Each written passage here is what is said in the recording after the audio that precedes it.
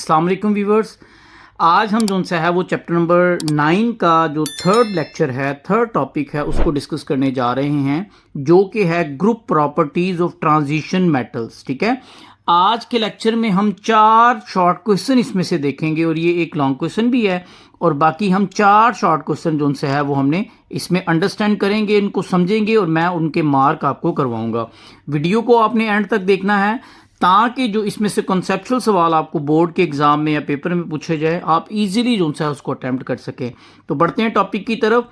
सबसे पहले हमारे पास हमें ये पता होना चाहिए ट्रांजिशन एलिमेंट्स क्या होते हैं। ठीक है, ट्रांजिशन एलिमेंट्स हमने लास्ट लेक्चर में पढ़ा था कि ग्रुप 3 से लेकर और ग्रुप 12 तक के जो एलिमेंट है, यानी कि ग्रुप 3 से लेकर ग्रुप 12 तक के जो एलिमेंट हैं, इन एलिमेंट्स को हम कहते हैं डी ब्लॉक एलिमेंट या ट्रांजिशन एलिमेंट्स भी हम जो से है वो कहते हैं। ठीक है, यही डिफाइन यहाँ ट्रांजिशन एलिमेंट्स की और डी ब्लॉक एलिमेंट्स की लिखी हुई है कि element present at the centre of modern product table, कि मॉडर्न प्रोडक्ट टेबल के जो सेंटर में एलिमेंट्स मौजूद हैं, कौन से एलिमेंट्स मौजूद हैं, ग्रुप 3 से ग्रुप 12 तक के एलिमेंट्स मौजूद हैं, इनको हम जो है वो ट्रांजिशन एलिमेंट या डी ब्लॉक एलिमेंट्स कहते हैं।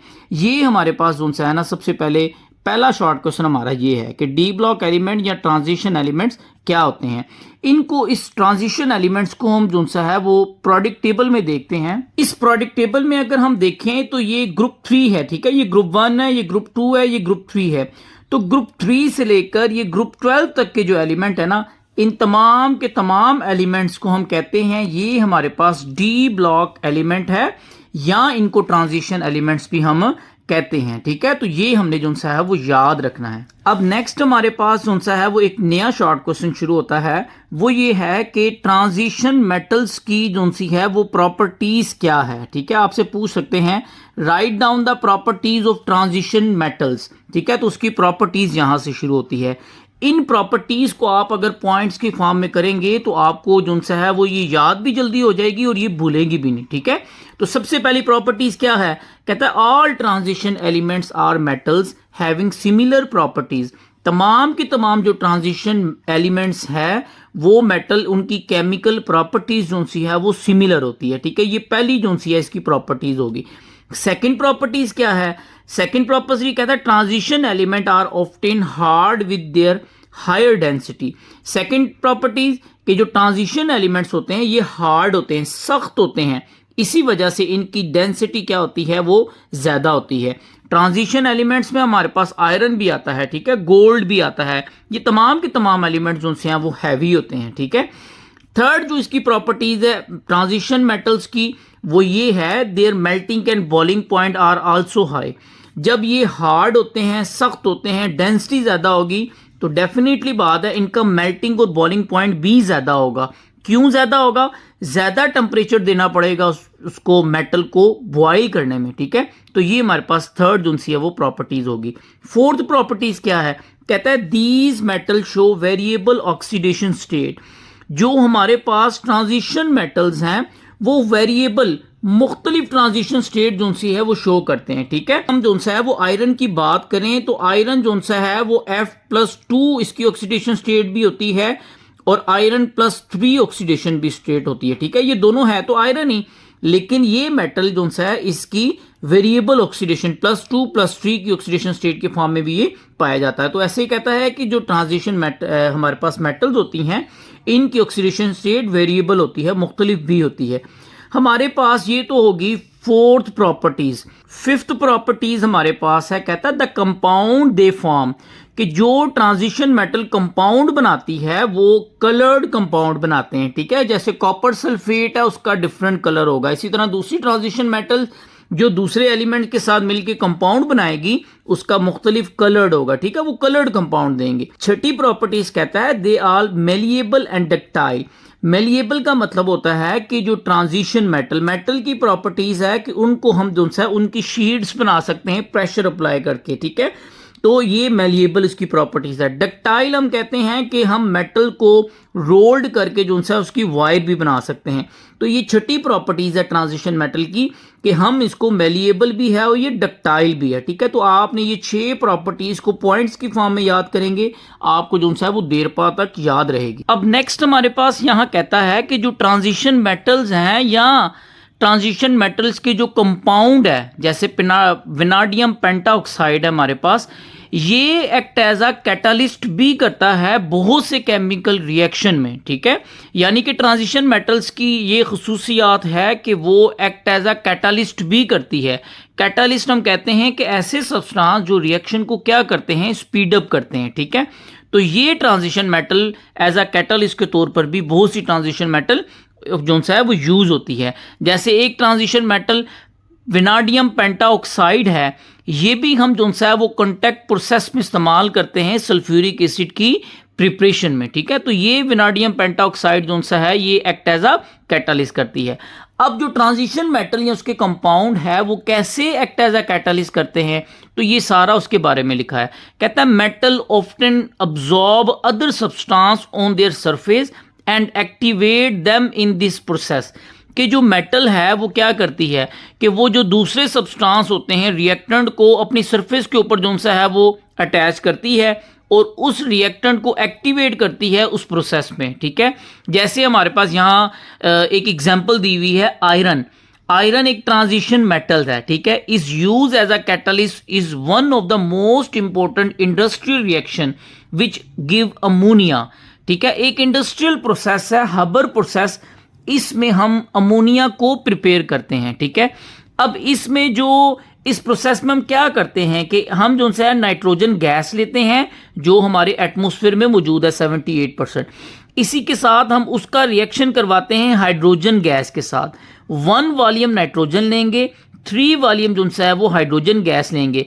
इन दोनों गैसों का रिएक्शन करवाएंगे in the process of iron catalyst. Iron क्या करेगा, इस रिएक्शन को स्पीड से प्रोसीड कराएगा। ठीक है, तो ये दोनों हमारे पास कन्वर्ट होंगे अमोनिया में। ठीक है, ये अमोनिया की जो हम सिंथेसिस करते हैं, फिर इस अमोनिया को हम जो है वो यूरिया फर्टिलाइजर बनाने के लिए भी इस्तेमाल करते हैं। तो ये अमोनिया की सिंथेसिस में जो है वो हम किसका इस्तेमाल करते हैं, आयरन का। Iron act as a catalyst जो है वो हम यूज करते हैं। तो ये हमारे पास एक 2 नंबर का शॉर्ट क्वेश्चन पूछा जाए कि how transition metal act as a catalyst, तो आपने यहां से लेकर यहां तक इसका जो है वो आंसर लिख देना है। नेक्स्ट जो हमारे पास एग्जांपल दी हुई है metal act as a catalyst की, वो हमारे पास दी हुई है कॉन्टैक्ट प्रोसेस की। ठीक है, कॉन्टैक्ट प्रोसेस एक ऐसा प्रोसेस है, एक ऐसा मेथड है जिसमें हम sulphuric acid, king of acid को जो है वो बनाते हैं।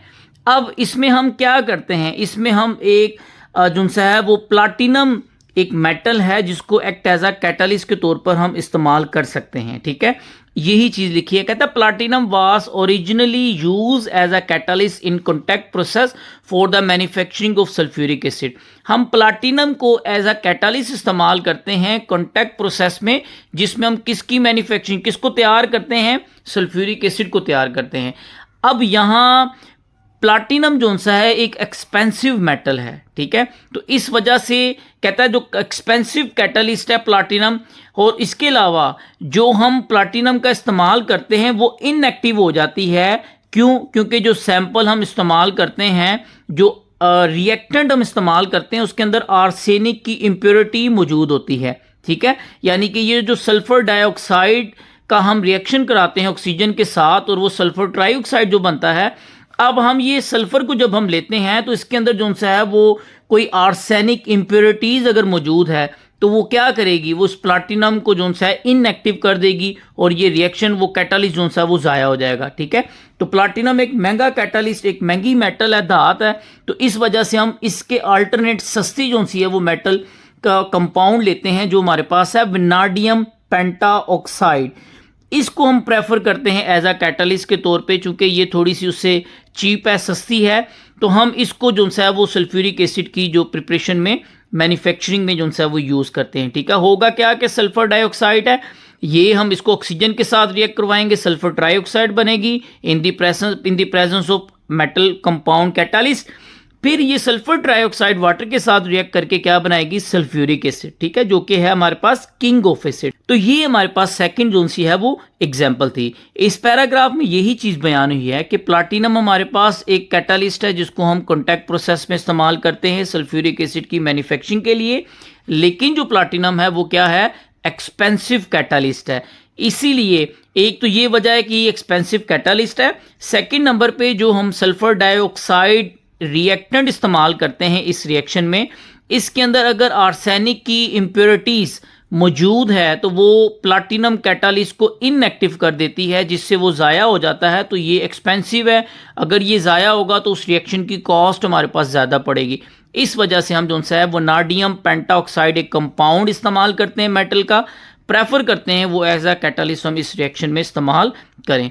अब इसके बाद ये हमारे पास ना सेकंड एग्जांपल लॉन्ग क्वेश्चन में पूछें कि हाउ मेटल जो सा है वो एज अ कैटालिस्ट के तौर पर कैसे इस्तेमाल करते हैं, डिटेल में एक्सप्लेन करें। तो एक एग्जांपल ऊपर लिखिए, एक एग्जांपल हमारे पास ये लिखिए। नेक्स्ट हमारे पास जो metal transition metal use as a catalyst के तौर पे हम कहाँ इस्तेमाल करते हैं, वो हमारे पास इसका यूज दिया है कैटालिटिक कन्वर्टर में। हमारे पास तीसरा शॉर्ट क्वेश्चन यहाँ से पूछा जाता है कि कैटालिटिक कन्वर्टर क्या है। तो सबसे पहले यहाँ कैटालिटिक कन्वर्टर की डिफाइन लिखी गई है कि is a device, catalytic converter एक डिवाइस है use in the exhaust of an automobile which convert more harmful gases produce in the engine to such a gases which do not pollute the atmosphere. कि catalytic converter एक ऐसी device है जिसको हम automobile के exhaust में इस्तेमाल करते हैं, ठीक है। इसका क्या काम है, ये कन्वर्ट करती है ऐसी हार्मफुल गैसेस को जो इंजन में ऑयल या फ्यूल के जलने की वजह से जो हार्मफुल गैसेस निकलती हैं, उन हार्मफुल गैसेस को रिलीज करती है लेस टॉक्सिक गैसेस में, जो कि इन्वायरमेंट को पोल्यूट नहीं करती, इन्वायरमेंट में आलूदगी का बाइस नहीं बनती। तो ये एक अच्छी टेक्नोलॉजी है कैटालिटिक कन्वर्टर, जो कि हमारे इन्वायरमेंट को पोल्यूट नहीं करते। अब इस डिवाइस कैटालिटिक कन्वर्टर में हम कौन कौन सी मेटल का इस्तेमाल करते हैं, हम प्लाटिनम मेटल का इस्तेमाल करते हैं, प्लाटिनम मेटल का इस्तेमाल करते हैं, रोडियम मेटल का इस्तेमाल करते हैं, जो कि एज अ कैटालिस्ट इस कैटालिटिक कन्वर्टर में यूज होती है। तो ये हमारे पास ट्रांजिशन मेटल का थर्ड यूज था, एक्ट एज अ कैटालिस्ट। इसके बाद हमारे पास लास्ट जो है ना वो ये दिया हुआ है कि जो ट्रांजिशन मेटल है, जैसे निकल है, निकल एक ट्रांजिशन मेटल है, इसको हम इस्तेमाल करते हैं as a catalyst hydrogenation of oil, ठीक है। हमारे पास अगर ऑयल मौजूद है, उस ऑयल को हमने कन्वर्ट करना है किस में, हमने घी में जो सा है वो कन्वर्ट करना है। तो हम क्या करते हैं, इस प्रोसेस में हम ऐड करते हैं हाइड्रोजन। इस प्रोसेस को हम कहते हैं हाइड्रोजिनेशन, हाइड्रोजन की एडिशन। तो हम कैटालिस्ट का इस्तेमाल करते हैं। वो कैटालिस्ट कौन सी होती है, वो हमारे पास निकल कैटालिस्ट जोन सी है वो यूज करते हैं। तो ये हमारे पास फोर्थ जोन सी है ना वो transition metal as a catalyst की एग्जांपल है, ठीक है। तो आपने इन चारों को बहुत ही अच्छे तरीके से तैयार करना है, ठीक है। मैं आपको एक बार गो थ्रू करूं कि हमने कौन कौन से शॉर्ट क्वेश्चन आज के लेक्चर में देखे। तो हमने सबसे पहले देखा कि ट्रांजिशन एलिमेंट्स क्या है या डी ब्लॉक एलिमेंट क्या होते हैं, आपने इसको अच्छी तरीके से प्रिपेयर करना है। सेकंड नंबर पे हमने ट्रांजिशन मेटल की प्रॉपर्टीज पढ़ी, जो कि 6 प्रॉपर्टीज हमने इस लेक्चर में डिस्कस की। तीसरे नंबर पे हमने देखा ट्रांजिशन मेटल जो सी है वो कैसे एक्ट एज अ कैटालिस्ट करती है। इसमें हमने जो है ना वो पहला जो हमने इसमें पढ़ा है, ये हमारे पास ऊपर ही है ना, हबर प्रोसेस, जिसमें हम अमोनिया को सिंथेसिस, अमोनिया की मैन्युफैक्चरिंग करते थे। तो ये हमने तीसरी एग्जांपल पढ़ी, किस तरीके से ये सारा प्रोसेस लिखा हुआ है, ठीक है, कि metal act as a catalyst कैसे करती है transition metal. Fourth short question हमने पढ़ा कि कैटालिटिक कन्वर्टर क्या है और कैटालिटिक कन्वर्टर में कौन कौन सी मेटल इस्तेमाल करते हैं एज अ कैटालिस्ट, ठीक है। तो ये 4 शॉर्ट क्वेश्चन भी आपने इस लेक्चर में अच्छे तरीके से प्रिपेयर करने हैं। आपको इस पूरे के पूरे टॉपिक में इन 4 शॉर्ट क्वेश्चन अगर आप तैयार कर लेते हैं तो यही शॉर्ट क्वेश्चन आपके लिए अनफ है, ठीक है। आपको इसमें और कोई एक्स्ट्रा चीज करने की जरूरत नहीं है। तो ये हमारे पास आज का लेक्चर था। आपसे मुलाकात होती है नेक्स्ट लेक्चर में। तब तक अपना ख्याल रखिएगा। अल्लाह हाफिज।